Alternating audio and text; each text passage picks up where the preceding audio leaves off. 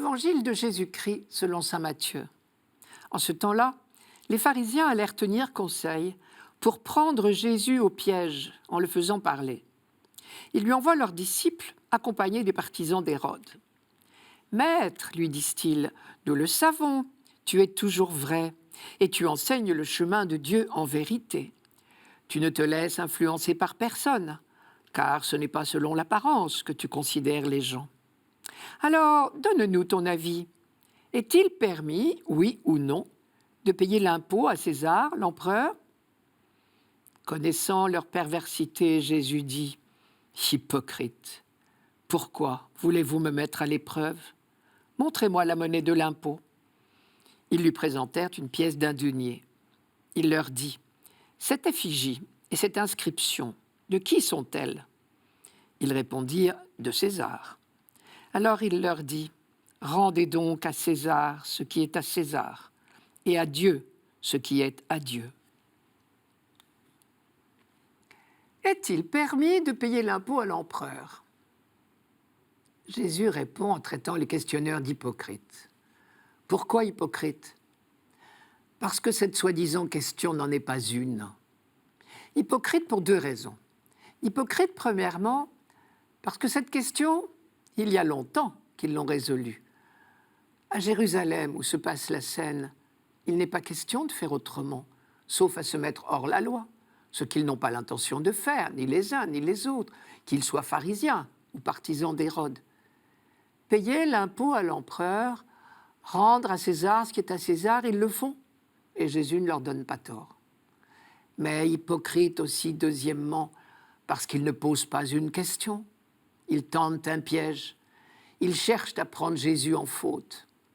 Et le ton faussement respectueux qui précède la question force encore le trait. « Maître, lui disent-ils, nous le savons, tu es toujours vrai, tu enseignes le chemin de Dieu en vérité. » Toutes ces amabilités ne sont qu'un préambule pour une question piège.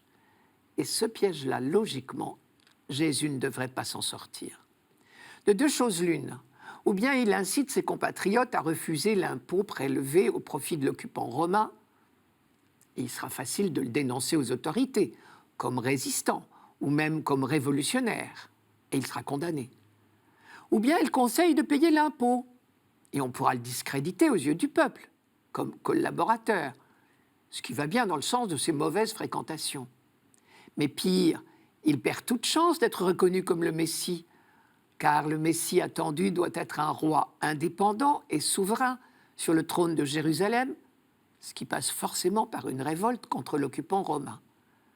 Et puisqu'il a prétendu être le Messie, aux yeux du peuple et des autorités religieuses, il méritera la mort. Ce n'est qu'un imposteur et un blasphémateur. Le piège est bien verrouillé. De toute manière, Jésus est perdu, et c'est cela qu'on cherche. La première occasion sera la bonne pour le faire mourir. La passion se profile déjà à l'horizon. Nous sommes dans les tout derniers moments à Jérusalem. Dans sa réponse, Jésus montre bien qu'il a compris. Hypocrite, pourquoi voulez-vous me mettre à l'épreuve? Il n'est pas dupe du piège qu'on lui tend. Pourtant, il est interdit de penser que Jésus pourrait chercher à embarrasser ses interlocuteurs. Jésus n'a jamais cherché à mettre quiconque dans l'embarras ou à tendre un piège à quelqu'un. Ce serait indigne du Dieu dont la lumière éclaire les bons et les méchants.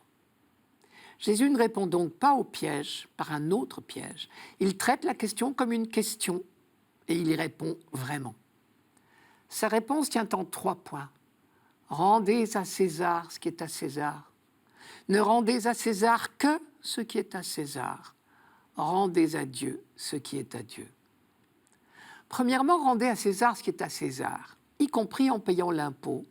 C'est tout simplement reconnaître que César est actuellement le détenteur du pouvoir, ce qui est la pure vérité.